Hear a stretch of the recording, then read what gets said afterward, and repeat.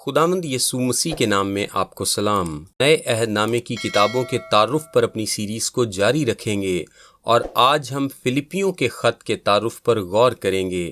فلپیوں کے خط کا پہلا باب اور اس کی پہلی آیت پولس رسول کی ممکنہ طور پر تیموتھیوس کی مدد کے ساتھ فلپیوں کے خط کے مصنف کے طور پر شناخت کرتی ہے۔ فلپیوں کا خط تقریباً 61 بعد از مسیح میں لکھا گیا۔ فلپیوں کے نام خط جو کہ پولس کے قید میں لکھے گئے خطوط میں سے ایک ہے، روم میں لکھا گیا۔ یہ فلپی تھا جہاں رسول نے اپنے دوسرے مشنری سفر میں دورہ کیا اور جہاں لدیا اور فلپی داروگا اور اس کا خاندان مسیح کے لیے تبدیل ہوئے تھے۔ اب کچھ سالوں بعد کلیسیا اچھی طرح قائم ہو چکی تھی، جیسا کہ اس کے خطاب سے نتیجہ نکالا جا سکتا ہے، جس میں نگہبان یعنی بشپ، ایلڈر اور خادم یعنی ڈیکن شامل ہیں۔ خط کا موقع فلپی کی کلیسیا کی جانب سے رقم کے تحفے کو قبول کرنا بنا، جو کہ اپفردیتس کے ذریعے رسول تک لائی گئی، جو اس کلیسیا کا ایک رکن تھا۔ یہ مسیحیوں کے ایک گروہ کو نرمی بھرا خط ہے جو خصوصی طور پر پولس کے دل کے قریب تھے، اور نسبتاً اس میں غلط تعلیم کی درستگی کا ذکر کم ہے۔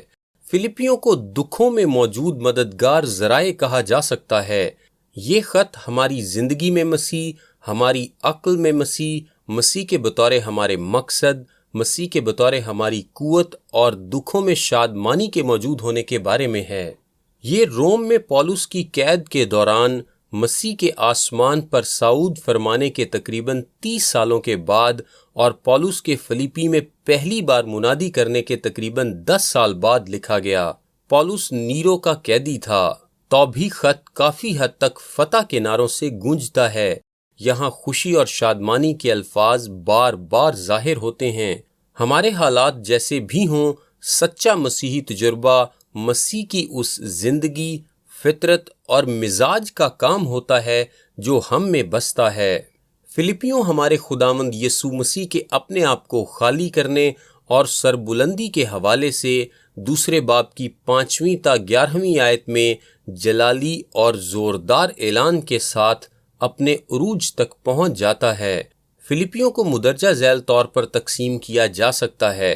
سب سے پہلے تعارف، جو کہ پہلے باب کی 1 تا 7ویں آیت تک ہے، اور پھر مسیح بطور مسیحی زندگی، دکھوں کے باوجود خوشی منانا، جو کہ پہلے باب کی 8ویں تا 30ویں آیت تک ہے، پھر مسیح بطور مسیحی نمونہ، خادمانہ خدمت گزاری میں خوشی منانا، جو کہ دوسرے باب کی 1 تا 30ویں آیت میں ہے، پھر مسیحی ایمان، خواہش اور توقع کا مرکز، جو کہ تیسرے باب کی 1 تا 21ویں آیت تک ہے، پھر مسیح ایک مسیحی کی قوت اور فکر میں خوشی منانے پر چوتھے باب کی 1 تا 9ویں آیت تک ہے، اور پھر اختتام ہے جو کہ چوتھے باب کی 10ویں تا 23ویں آیت تک ہے۔ اپنے بہت سے خطوط کی طرح پولس نے فلپی کی کلیسیا میں موجود نئے ایمانداروں کو شرعی ضابطہ پرستی کی طرف رجحان سے خبردار رہنے کے لیے تنبیہ کی، جو ابتدائی کلیسیاؤں میں مسلسل پھل پھول رہا تھا۔ یہودی پرانے عہد نامے کی شریعت کے ساتھ اس قدر جڑے ہوئے تھے کہ یہودیت پسندوں کی طرف سے ایک مسلسل کوشش یہ تھی کہ کاموں کے ذریعے نجات پانے کی تعلیم کی طرف واپس جایا جائے، لیکن پولس نے بار بار دہرایا کہ نجات صرف ایمان سے، صرف مسیح میں ہے، اور یہودیت پسندوں کو کتوں اور بدکار افراد کے طور پر نام دیا۔ ضابطہ پرست خصوصاً یہ زور لگا رہے تھے کہ مسیح میں نئے ایمانداروں کا ختنہ کیا جانا پرانے عہد نامے کے تقاضوں کے مطابق جاری رکھنا چاہیے۔ یوں وہ خدا کو اپنی ہی کوششوں سے خوش کرنے اور اپنے آپ کو غیر قوم کے مسیحیوں سے جو اس رسم میں شامل نہیں ہوتے تھے بالا تر کرنے کی کوشش کر رہے تھے۔ پولس نے وضاحت دی کہ ان لوگوں کو جو برہ کے خون سے دھوئے گئے تھے مزید اس رسم کو کرنے کی ضرورت نہیں تھی، جو کہ ایک پاک دل کی ضرورت کی علامت ہوا کرتی تھی۔ فلپیوں پولس کے سب سے زیادہ شخصی خطوط میں سے ایک ہے، اور اس لحاظ سے یہ ایمانداروں کے لیے بہت ہی شخصی اطلاق رکھتا ہے۔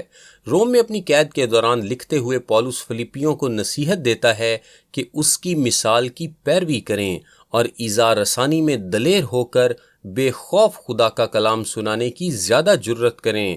سب کے سب مسیحیوں نے کبھی نہ کبھی مسیح کی خوشخبری کے برخلاف عداوت کا تجربہ کیا ہوتا ہے۔ اس کی توقع رکھنا ہوگی۔ یسوع نے کہا تھا کہ دنیا نے اس سے نفرت کی اور یہ اس کے پیروکاروں سے بھی نفرت کریں گے۔ پولس ہمیں نصیحت کرتا ہے کہ ہم ایذا رسانی کے دوران ایک روح میں قائم ہوں اور انجیل کے ایمان کے لیے ایک جان ہو کر جاں فشانی کرتے رہیں۔ فلپیوں کا ایک اور اطلاق مسیحیوں کی حلیمی میں متحد ہونے کی ضرورت ہے۔